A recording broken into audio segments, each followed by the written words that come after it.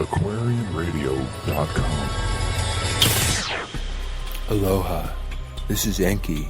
You know me as Aquarius, and this is our age, the Sata Yuga, time to celebrate with us. We have programs on all chakra tantra, love styles and relationship choices, counseling strategies and techniques that you can use at home. We have extraterrestrial radio where we deal with alienology, paranormal people, and we have an experiencers network. We have a section called Ancient Aliens, and the programs therein are Enki Speaks, Nimma, the Mother of Humanity, has her program, and we revise ancient anthropology. And most important of all, we have peace paradigms, because this is the age of peace. Harmony and understanding, sympathy and trust abounding. No more falsehoods or derisions. Golden living dreams of visions, mystic crystal revelations, and the mind's true liberation.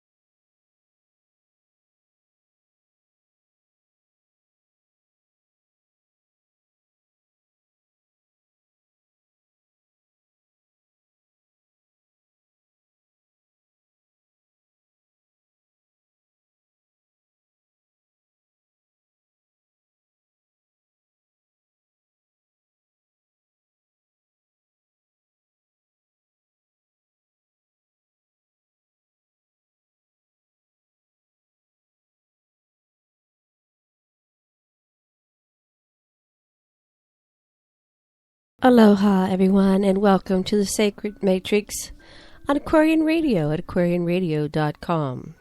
I'm your host, Janet Carroll Lesson, with co-host Dr. Sasha Lesson, and today's show is about thoughts, how they induce molecular change. Researchers finally show how mindfulness and your thoughts can induce specific molecular changes to your genes. Is this the ascension? And this is from a post that we found on the Ashtar Command website, posted by Reverend Joshua Skirvin. Not sure who originated this, but thank you very much for this post. Dr. Lesson, would you like to begin today? Yeah, the evidence is growing that training the mind or inducing specific modes of consciousness can have healthful effects.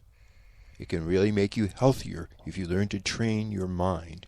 A study by researchers in Wisconsin, Spain, and France shows evidence that actual molecular changes actually follow in your brain if you practice this intensive mindfulness stuff.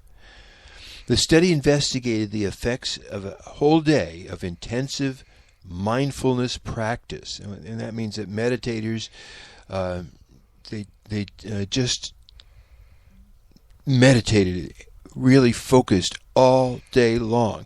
And then they had this other group that was just regular people that were just given a quiet afternoon. So then they come after 8 hours of this mindfulness, and then there's these other guys as the control group. They then measure all these differences in the genetics and the molecular differences in these different groups, especially their genes, and they found that there was reduced levels of pro-inflammatory genes and faster physical recovery from a stressful situation. So if you can meditate this way, your immune system works better, and you come back to feeling okay after you've been stressed. And so that's an amazing finding. The changes in the genes then were the very same places that the anti-inflammatory and painkiller drugs that we give people go to. These changes can happen in the genes from this mindfulness. So this gene activity can change according to perception. So Dr. Bruce Lipton says that gene activity can change on a daily basis.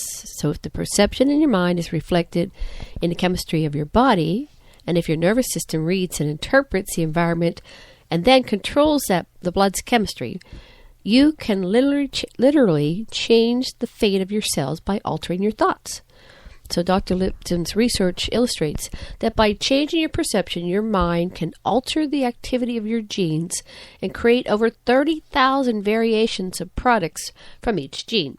He gives more detail by saying that the gene programs are contained within the nucleus of the cell, and you can rewrite these genetic programs through changing your blood chemistry. So in the simplest terms, this means that we need to change the way we think if we are to heal cancer.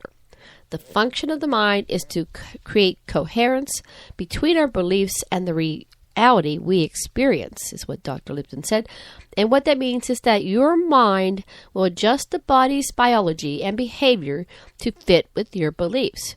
If you've been told that you have 6 months to live and you're going to die, and that your mind believes that you will most likely die in 6 months, that's called the nocebo effect, the result of a negative thought, which is the opposite of the placebo effect, where healing is mediated by a positive thought. And I just wanted to add right here, I had that happen to me. I was told I had very short time to live, and what I did at that point is I said, nah, not going to buy that reality. And I'm here 20 years later. Next part for you, Sash. Okay, so there's a part of you, say, that swears it does not want to die. And this is your conscious mind. But this is trumped. There's a stronger part of you that believes you will die. The doctor's prognosis, you're going to die, is in your subconscious mind. That's what this Dr. Lipton's saying. Okay, then this throws you into this chemical reaction.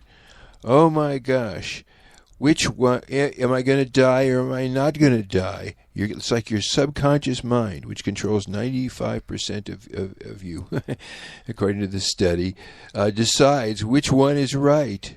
The part that says it doesn't want to die, and the other one says, well, gosh, the doc says I'm going to die, so I'm going to die.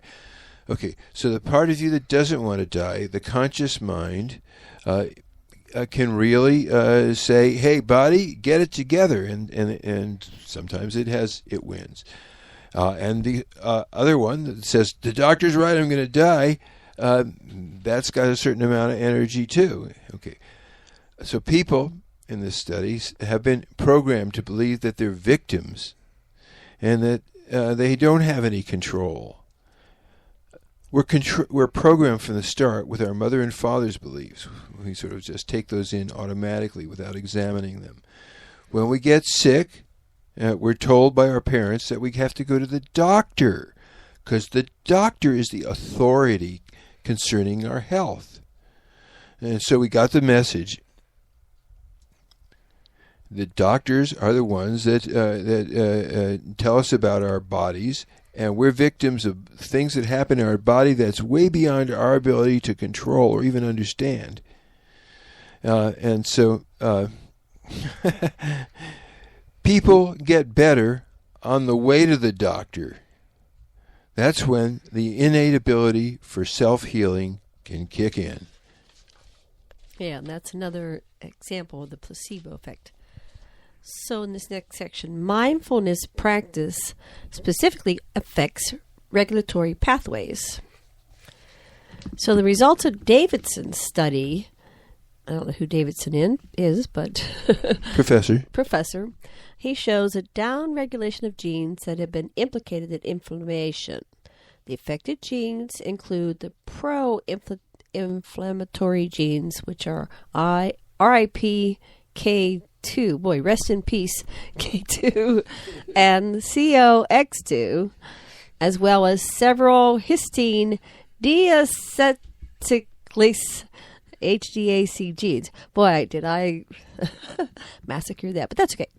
These regulate the activity of the other genes epigenetically by removing a type of chemical tag. So the extent to which some of these genes were down-regulated was associated with a faster cortisol recovery due to a social stress test involving an impromptu speech and tasks requiring mental calculations performed in front of an audience and video camera. What do they say here? You're saying if you meditate, then you'll relax sooner, and if there's a stressful situation, you'll recover from it sooner, and if you can meditate like that, it can mellow out. So you'll interpret. I'll read the next paragraph. Biologists have suspected for years that some kind of epigenetic inheritance occurs at the cellular level. So what are they saying there, honey? Okay, so this all comes down to, and I saw more in Pacific Standard too. It sets out these cascades of genetic changes that actually changes the way you are constituted, and these changes within your own genotype keep generating in a sort of cascading effect and gets you more and more, like in the theory of cognitive dissonance, it gets you more and more going toward a positive or a negative outlook on everything. So skin cells and brain cells have different forms and functions despite having the exact same DNA.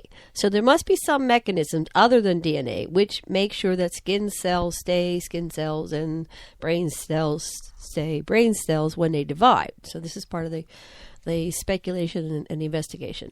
Perhaps surprisingly, the researcher says there was no difference in the tested genes between the two groups of people at the start of the study. The observed effects were seen only in the meditators following the mindfulness practice. In addition, several other DNA-modifying genes showed no difference between groups, suggesting that the mindfulness practice specifically affected certain regulatory pathways. And so the key result is that meditators experienced genetic changes following mindfulness practices that were not seen in the non-meditating group after other quiet activities. So the non-meditating group was just quiet, but the meditators had mindfulness practices. They focused their attention. So this outcome provided proof of the principle that mindfulness practice can lead to epigenetic alterations of the genome. Well, Moses Ma also was showing me some data from people that practice meditation not just for a whole day but for their whole lives, and they actually get a growth in the area of their pituitary, a sort of a spiritual brain. Yeah, they found that during autopsies, right? They didn't cut their heads up while they were alive. So, well, and they were like these blue crystals in there, and the crystals, even after they were extracted from the skull of the deceased, the crystals continued to grow. Wow. So this is showing that thoughts are deeds, so be aware of what you think. So back to you. You do the next section. It's previous studies. So people have then shown dynamic epigenetic responses to stress, to diet, or exercise within just a few hours. You can bring the stress down. This really works. Our genes are quite dynamic in their expression, and these results that we've just shared with you suggest that the calmness of our mind can have a potential influence on how our genes express themselves. And the key is our subconscious beliefs. Now, as many positive thinkers know, thinking good thoughts and reciting affirmations for hours on end doesn't always bring the results that the books promise. Okay, so Janet's going to tell us some more about that. Okay. So your subconscious beliefs are key, and so it doesn't always bring the. Okay, here I am. So, and Dr. Lipton didn't argue this point because positive thoughts come from the conscious mind, while contradictory negative thoughts are usually programmed in the more powerful subconscious mind. So the major problem is that people are aware of their conscious beliefs and behaviors, but not of their subconscious beliefs and behaviors. Most people don't even acknowledge that their subconscious mind is at play, when the fact is that the subconscious mind is 1,000,000 times more powerful than the conscious mind, and that we operate from a 95 to a 99% of our lives from our subconscious programs. So this is very critical. Your subconscious beliefs are working either for you or against you, but the truth is that you are not controlling your life because your subconscious mind supersedes all conscious control. So when you are trying to heal from a conscious level, trying's lying, citing affirmations and telling yourself that you're healthy, there may be an invisible subconscious program that's sabotaging you. So the power of the subconscious mind is elegantly revealed in people expressing multiple personalities. Here's a benefit of multiple personalities. While occupying the mindset of one personality, the individual may be severely allergic to strawberries. Then, experiencing the mindset of another personality, he or she eats strawberries without any consequence.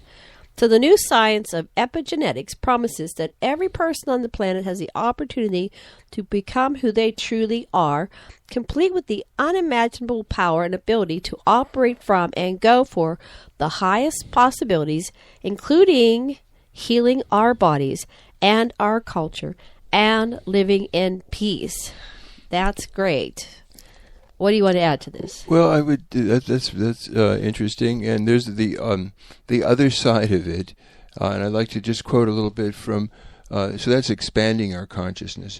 So there's countervailing forces that I was just reading this book called The Anunnaki of Nibiru by Gerald Clark, and it has a very, very interesting section on how the opposite of having this positive array of genes firing, making you more and more together and tilting toward the good. And that is that there's a systematic use by the military and the people that control the military way up at the top to actually prevent this from happening. And so I'd like to just read a little bit with Janet here from Clark's book on the Anunnaki. And this is about HARP, this project which has all these lasers that fire off in a sequence, creating a toroidal energy that bounces off the ionosphere at right angles and can make little earthquakes or little tsunamis, or make your head jangle so you feel quarrelsome and don't get along with anybody, and are unable to realize that you're being exploited. So let me just read a little bit from Clark's book. The HARP project has configured an array of transmitters that emit sufficient signal strength to turn the aurora borealis into a virtual antenna, rebroadcasting in the extreme low frequency that's called ELF range. This has a powerful effect on humans at the cellular level. This broadcast using the HARP antenna array coincides with the biological frequencies occurring in the human brain and has the ability to fry human brains. If the directors of HARP direct a transmitted ELF signal into the reflective ionosphere, they bounce that signal back to Earth, and they can hit just where they want to. During active ionospheric research, the signal generated by the transmitter system is delivered to the antenna array, transmitted in an upward direction, and is partially absorbed at an altitude between 100 to 350 kilometers, depending on the operating frequency, in a small volume, a few hundred meters thick and a few tens of kilometers in diameter over the site. The intensity of the HF signal in the ionosphere is less than 3 microwatts per cm squared, centimeter squared, tens of thousands of times less than the sun's natural electromagnetic radiation, reaching the Earth in hundreds of times less than even the normal random variations in intensity of the sun's natural ultraviolet UV energy, which creates the ionosphere. So the small effects that are produced can be observed with the sensitive scientific instruments installed at the HARP facility. And these observations can provide new information about the dynamics of plasmas and new insight into the processes of solar-terrestrial interactions. Okay, so a brain entrainment is what is known to occur when you use this kind of electromagnetic means. They use the HARP to change the brain waves to synchronize with the signal that they're giving, the ELF signal. This change, so that it's like they tune it in, they're going at the same, then changes in the brain waves. They can deliberately cause a change in the chemistry and a change in the thoughts, the emotions, and the physical state of the people. Using this extra low frequency harping, they can harp a population to feel things in their bodies and to make them sick, to make them feel emotional, to make them uptight. This is a military operation.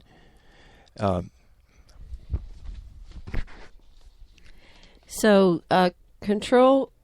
Oh, where are we? Controlled enslavement methods have been introduced in this. And so the methods ranging from chemical dependency, economic enslavement, structural disintegration, and active tampering with mental functions, using external frequency entrainment to suppress human consciousness perpetuated by the ruling class. So humans purported to have freedom, but in fact, it is basically an illusion. So, summarizing your own words, that was very interesting. What is going on from your understanding, Sasha? Just basically that we are being irritated with each other when we have a HARP beam aimed at us, and we're feeling irritable and don't know why. They can do that if they choose. One of the big things about HARP is it may have been the cause of the tsunami that hit the Fukushima plant and is threatening the world at this very moment. Well, I just read that they thought that the extreme cold wave that just blanketed the entire mainland, basically, we're in Hawaii, we didn't experience it, but it was chilly here. But the extreme, sub-zero, -1 to -10 below, was also HARP related. That's one of the things that was in the news today that I saw. So HARP is a global system that is, part of it is mind control and part of it is weather control. Yeah. And one more thing I want to say is the experiments at Montauk, New York, which is where the Montauk experiment happened with time travel and teleportation. They would go and purposely agitate the village of Montauk by playing with the megahertz of this equipment. They would broadcast. And when they were broadcasting at a certain megahertz, their crime rate went up. Even the dogs, there were more dog and cat fights and animal bites. So there is a direct correlation that they instantly saw. And of course, the poor residents of Montauk, New York, this is back in the probably the 60s through the 80s. They didn't know what was going on when they were pissed off and having fights with each other. They thought they were just personally agitated. Well, one of the things about the Lipton's studies is this is where people are understanding a little bit about getting different parts of their genetics messed with. Is that in the Anunnaki annals, we find that the geneticists that put us together deliberately made sure that we didn't have our full potential. Some of the genes were turned upside down, like I had shown, just so that we wouldn't live long, we wouldn't have this beneficent effect, like from meditation. We would just be productive slaves, and we wouldn't be smart enough to overthrow them. And eventually, we did get smart enough, and a lot of us have gotten wise to what these people have been up to. But part of what's happening now is our genes are becoming more active. Much of what was unconscious is becoming conscious to us. Yeah, so this was interesting in the original article about subconscious beliefs are key, where they're talking about the multiple personalities. So multiple personalities come when an individual is split through mind control techniques and often through abuse, especially sexual abuse. They split into subpersonalities, and so they become they have partials. They have partials. They have what do they call those? What do they call that term, honey? Where they're fractured. Anyway, I'm missing the term right now, but they're all fractured. Subpersonalities fractured. And so here in this example, the one subpersonality can be severely allergic to strawberries, while the other one isn't. So if we have a subconscious part of us that believes that cancer is dying, perhaps if we clear somehow psychotherapeutically all these different subpersonalities that integrate, we can overlay the subpersonality that believes they're healthy and supersede and override the subpersonality believes it has cancer and has to die.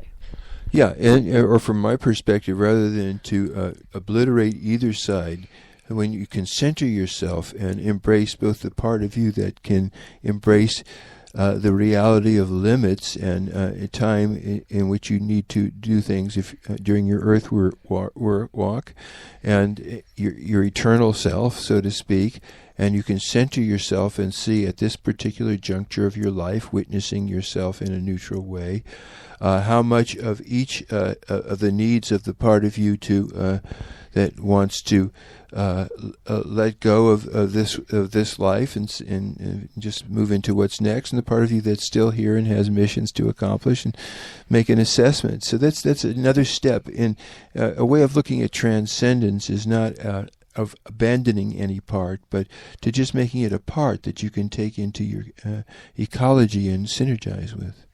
Yeah, I just remember the term. It's called alters. So, from a soul level, if you look at the conscious and subconscious part, from a soul level, your soul might need to experience cancer or even dying from it on some level. But your eternal being, perhaps you can integrate not only on a human physical 3D level between your subpersonalities and alters, should you have them based on any kind of abuse, but as a eternal being, you might be able to integrate your subconscious, higher conscious, and reconnect all the parts of you so that you truly can pull it into the conscious self and make a conscious decision about, is it time to go or is it time to stay?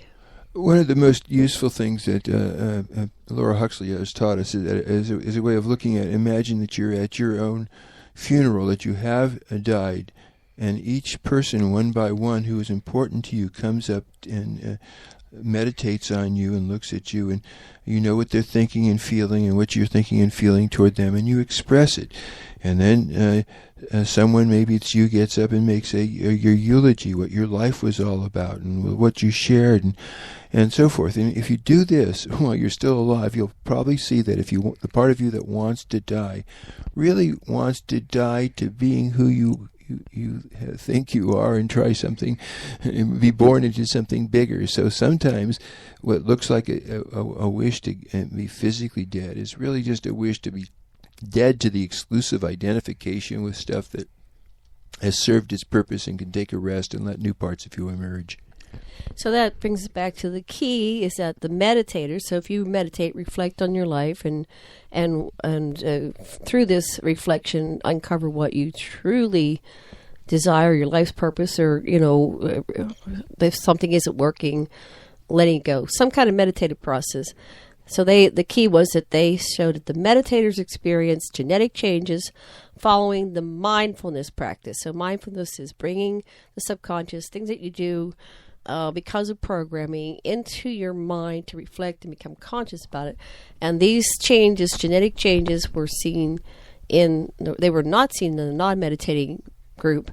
So this outcome, just to summarize it, provided proof of the principle that mindfulness practice can lead to epigenetic alterations of the genome. And that's what I think we can do, is turn on our longevity genes and turn on our higher awareness genes and become enlightened and conscious and ascend within 3D reality. Well, I'm not sure how they use mindfulness, but some of the ways I've heard it used is in a sort of one kind of a way is where you just let thoughts drift by without getting attached to them, sort of like clouds. And it's actually what we would call in psychology going to the witness position. You just witness the thoughts, or you witness the emotions without letting them take you. And that puts you in this really neutral way. You can see how you and your subpersonalities and your social network function as a system, because you're just in an observant place. Like right now, you could even do that with yourself, just seeing the different kind of energies that compose you, and how you're doing in centering yourself and coordinating and integrating your alters. And so that's what our great task is, to realize that we have an altar, which is everybody in the whole universe, but certainly on this earth, and that they are really a part of us, and to really be able to extend our self-sense to feel all humanity into all consciousness and all life on this planet. And that's a good point to end, if there's nothing else said. I was just thinking that, the disowned self, the apparent other, and noticing what you have strong emotional reactions to, what you love and what you hate, and everything in between. And if you notice that, you will realize that is a part of you that you perhaps need to pay attention to and integrate, because everybody is all of us, and we are all of everything and everybody. So, and the last words, Dr. Lesson. That's your name is Dr. Lesson.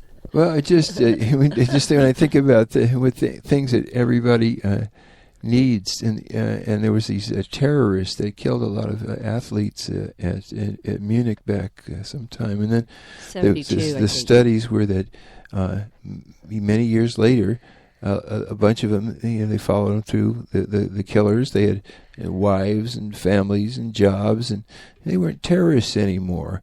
And so when you start looking at things, you're like, well, maybe that's what people need is families and jobs and a house and respect and stuff like that, so that no matter who it is, we can say, why do they want what they want? Is there some human need that we can relate to? Right, everybody has needs, and if our needs are met on a global level individually, then perhaps we can end all wars, and we can have empathy and understanding for everybody, because we all have those basic needs of food and shelter and so on, and education and right livelihood, and especially feeling love and feeling like somebody knows, compassion, understanding. And so, anyway, what did you have to say, honey? Anything else? Well, just that is the Gaia project, to become aware of all the consciousnesses that are synergizing here on this beautiful planet, and so that we can sing and play together, and drop our silly destructive games and move into celebration. So that's it for today's show. Thank you very much for joining us on Aquarian Radio at aquarianradio.com. This has been an episode of The Sacred Matrix, Thoughts Induce Molecular Change. I am your host, Janet Carol Lesson, with co-host Sasha Lesson. Aloha. Dr. Sasha Lesson, and aloha, love, and blessings, live from Maui, Hawaii. Thanks for joining us today on Aquarian Radio. We broadcast daily, and our schedule is on aquarianradio.com. listen live by calling 646-649-0893, or you can listen live by calling 646-649-0893, or listen to our archives on aquarianradio.com. Join us again soon, and do tell your friends. The age of Aquarius and the paradigm of peace is now.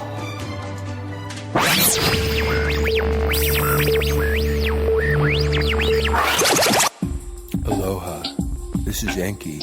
You know me as Aquarius. And this is our age, the Sata Yuga. Time to celebrate with us. We have programs on all chakra tantra, love styles and relationship choices, counseling strategies and techniques that you can use at home. We have extraterrestrial radio where we deal with alienology, paranormal people, and we have an experiencers network. We have a section called Ancient Aliens, and the programs therein are Enki Speaks, Nimma, the Mother of Humanity, has her program, and we revise ancient anthropology. And most important of all, we have peace paradigms, because this is the age of peace. Harmony and understanding, sympathy and trust abounding. No more falsehoods or derisions. Golden living dreams of visions, mystic crystal revelations, and the mind's true liberation. And this has been another episode here at aquarianradio.com. aquarianradio.com.